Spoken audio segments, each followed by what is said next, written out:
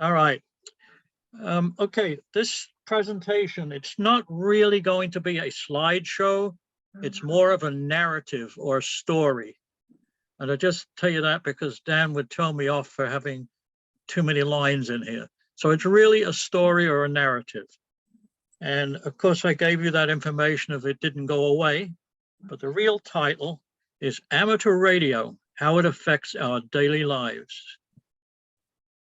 I have to move something off my screen now. Amateur radio, didn't that go away with the internet and the cell phone arrived? Certainly not. Amateur radio is stronger today than at any other time in history. There are around 3.5 million amateur radio operators around the world, around 800,000 in the US. Massachusetts has over 13,000. And the number of women hams in the US is around 15%, up 5% from 2 years ago. Amateur radio uses the internet, satellites, as well as antennas, radio frequency energy to convey messages around the world. Most astronauts on the ISS are amateur radio operators. They take their license tests during their ISS training. Why is this? NASA believes, as we all do, even with the most sophisticated communications equipment on the ISS, if a system failure occurs, ham radio will keep them in contact. When all else fails, amateur radio gets through. When cell towers and power lines go down during a natural disaster, amateur radio keeps us connected to emergency services and each other around the world. A vast network of repeaters plus satellites enables communication around the corner and around the globe.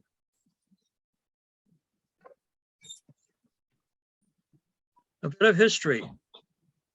Ham sounds ominous. When it was coined, it was meant to mock telegraph operators with poor sending skills that were ham-fisted. Today, ham connotes an amateur radio operator. The titles are used interchangeably. In 1844, the telegraph was born, and Samuel Morse transmitted the message, "What hath God wrought?" over a telegraph line between Washington and Baltimore. From that point on, early amateur radio or amateur electrical and electronic enthusiasts began to experiment with ways of producing spark gaps that would radiate through space. Radio was not born yet. The Titanic had a spark gap transmitter that was pulsed on and off for Morse code and was heard by shore stations in the US in 1912. By 1920, spark gap transmitters were obsolete, and by 1934, they were outlawed. Why is that? Because now we had radio modulation of frequencies.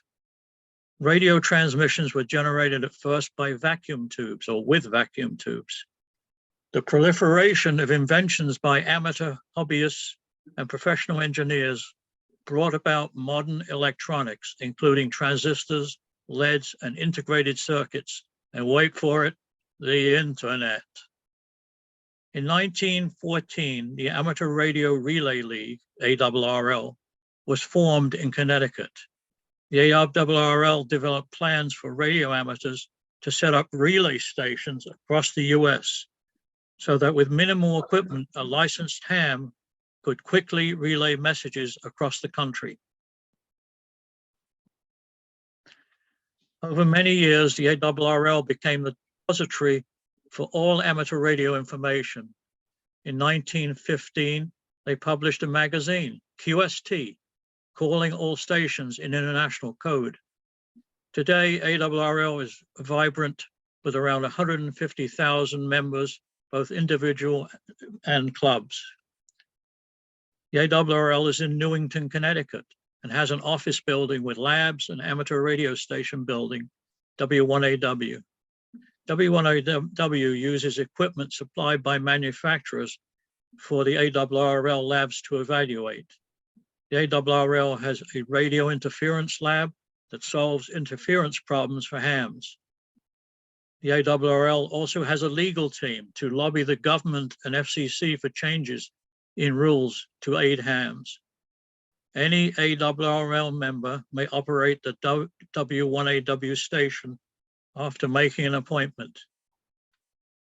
ARRL membership provides QST magazine, archives, technical publications, books, and other member services. ARRL has helped many hams with antenna grievances for city and town structure rules.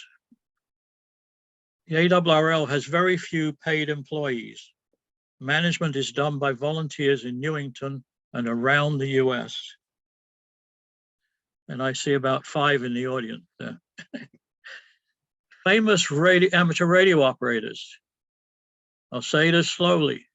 Arthur Godfrey, Barry Goldwater, Arthur Collins, Chet Atkins, David Packard of Hewlett Packard, Gary Shandlin, Guglielmo Marconi, Hiram Percy Maxim, the founder of ARRL, Curtis LeMay, Gene Shepard, Tim Allen, Jack Kilby, Jim Croce, Ronnie Millsap, Yuri Gagarin, Tony England, Ron Parisi, 3 astronauts, and Owen Garriott, another astronaut. Burl Ives was a ham. Paddy Loveless, Walter Cronkite, Hugh Downs, Marlon Brando, Joe Walsh, Rajiv Gandhi, and many more politicians, kings, queens, and presidents. Every year, over 300 amateur radio operators assist the Boston Marathon. One or more amateurs are attached to a medical or security team as a communications asset. Runner information and runner down data is passed back and forth on amateur radio packet network and by internet. Individual hams working the marathon use handy talkies, while hams at the triage and security centers use portable radios like the FT897 and FT857 shown in the next slide or previous slide, I've forgotten which, along with laptops. Many more hams assist in local races, festivals, rallies, and events like the Sutton Chain of Lights. All amateur radio operates on 12 volts DC. The 12 volts DC can be generated from a 110-220 power supply, a car or truck, 12 volt DC system, solar cells, battery packs, windmills, water mills. Most aircraft use 24 volts DC, so 12 volt converters are frequently used for ham and commercial communications transceivers.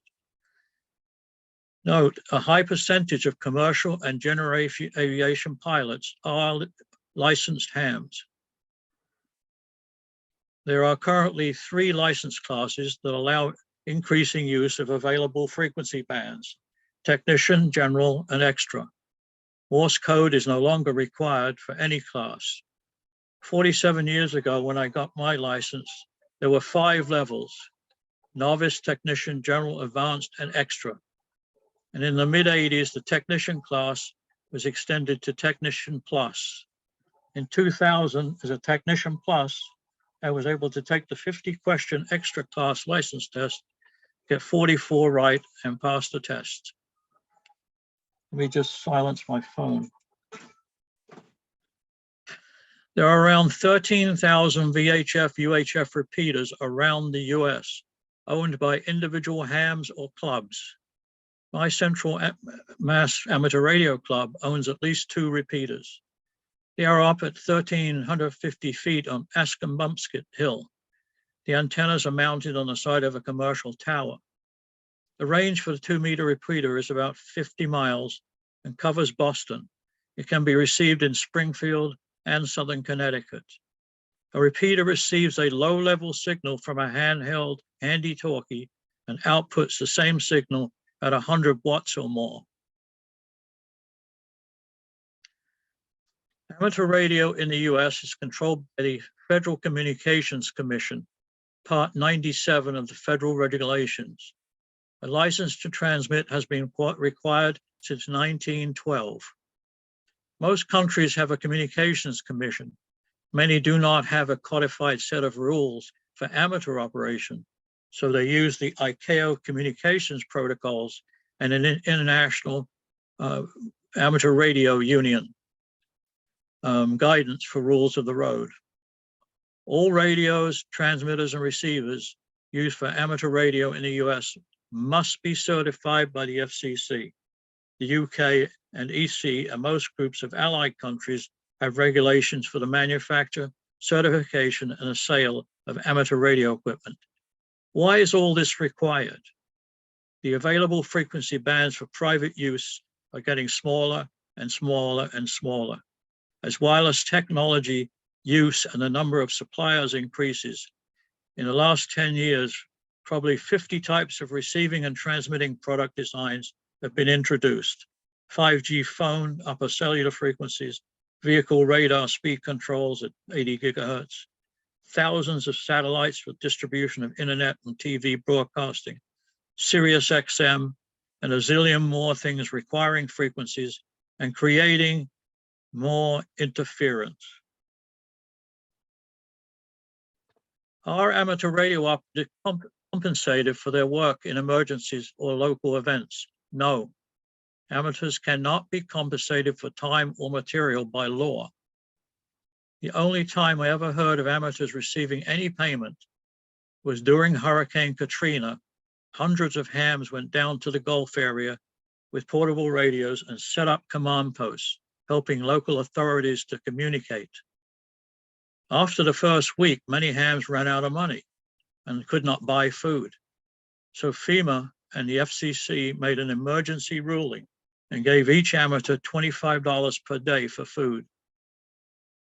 Amateurs had to take sick days or vacation days from their jobs. Their companies were not allowed to compensate them with money or extra pay. But I know of several companies that gave their employees who volunteered their time several extra sick days leave, and several companies who did not. For every calamity around the world, you will find hams from every country giving up their time and money to help. Puerto Rico, the recent volcano eruption in the Caribbean, the earthquakes in Costa Rica, Colombia, hurricanes in Florida, Mexico, Guatemala, New Zealand, and hurricanes and earthquakes around the world. In 1985, Hurricane Gloria came across Long Island. As a member of the Radio Amateur Emergency Service, RACES, I was assigned to the fire station in Huntington. On the way there in my Jeep, I found a large tree blocking a main road. Then a call came in on my handy-talkie that there were injuries in South Huntington and that an ambulance was making its way to Huntington Hospital. Realizing that I was on the road that the ambulance would have to come down, I got out my tow ropes, attached them to my Jeep and the tree, and pulled it to the side of the road. Just as I was freeing the chains from the tree, the ambulance came screaming up the road on its way to the hospital. There were about 15 members of our radio club helping police, fire, and ambulance stationed at the triage center in Huntington Hospital. And that was Larkfield Amateur Radio Club that I belonged to. When TWA Flight 800 crashed into the sea on the south shore of Long Island, my club was called up to help police and naval assets. I was assigned to the Suffolk County Emergency Command Center to operate one of the amateur radio stations installed by the county. I was there for 8 hours before the crash was declared a total loss of all passengers and crew. Along with others, I did receive a letter of commendation from the Suffolk County supervisor. I realized that Suffolk County, Long Island had over 1.3 million people. The crash of TWA 800 was never publicly solved. Most techies on Long Island believed that TW 800 was hit by a missile inadvertently launched by a destroyer off the coast of New England.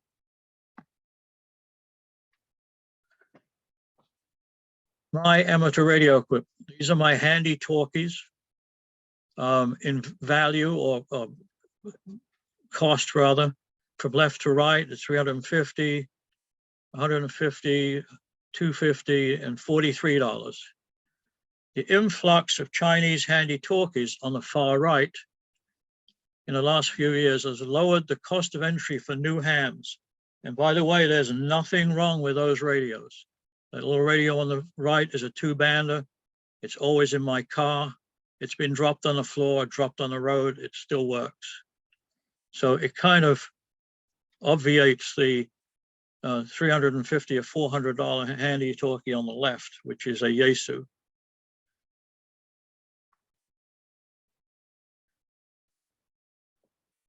My amateur radio equipment is my HTX 252 2-meter mobile, my 857 radio that can act as a portable, a mobile, or in a ham station, and that's an all-bander with a shortwave receiver. This is my FT897. I've had this about. Let's see, I bought it in 1991 at out in Dayton. And that's an all-wave with shortwave 100-watt transceiver. This is my ham bench in the mid-90s in East Northport, Long Island. A lot of older radios. My big Yaesu system with every module that they ever made. The 901C. Ham bench in the mid-2000s in Paxton, Mass. Many older radios and some newer ones. My bench today, ouch, big mess. So you're probably saying, what about antennas? Antennas are as or more important than the radio equipment itself. Antennas can consist of a 105-foot wire stretched out down the yard. They can be on a 31-foot vertical pipe stuck in the ground, on a tripod, or a multi-element antenna on a 50 or 100-foot tower. No matter what type of antenna is used, they must all have the same characteristics for frequency and power levels being used. They must match the impedance of the transmitter output and receiver input. Nominally, this impedance is 50 ohms. The antenna must provide the lowest standing wave ratio. Check that out in the ARRL handbook at the transmitter connection, directly from the antenna connection, or through an antenna tuner. Most modern ham radios have a built-in tuner. They are not usually large range, so one can still use an additional tuner on the bench. To reduce loss of signal to and from the antenna, coaxial cable is used. Coaxial cable is made up of a center copper wire surrounded by insulation, surrounded by a woven copper sleeve, surrounded by a protection covering. It is like the cable going to your set-top box or directly to your TV. Antennas are the weakest link in the amateur radio system. You can own a $25,000 amateur radio equipment, but it cannot perform without an adequate antenna. Although there are hundreds of antenna products available, they're not always the right size or height for the location to mount them.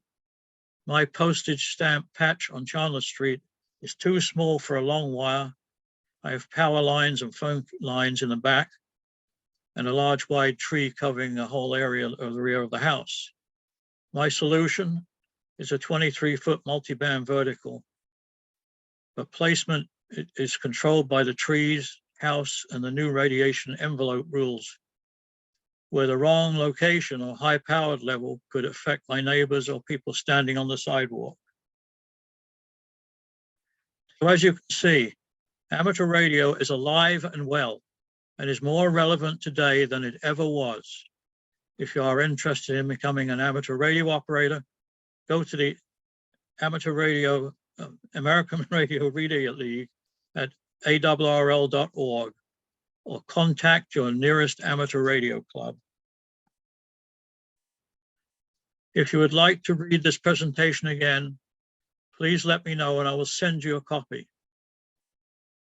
Okay, again, the ARRL's address is awrl.org. My club is the Central Mass Amateur Radio Association and the Framingham Amateur Radio Association, which a number of friends are on screen tonight. So this is Adrian Zeffert saying 73, maybe 2IX. There's my email address, very simple, azeff73@gmail.com. Or the ARRL, when you become an ARRL member, you get an email address, and it's something@awrlnet.net. Okay, so let me blank this. All right, I'm going to stop share. And okay, so do we have any questions? And do we have somebody to moderate them in the room there? Perhaps Dan or somebody there? If there are no questions, don't need anybody. Any questions from any of the new hams? Yeah, thank you. It's a very good job. Thank you.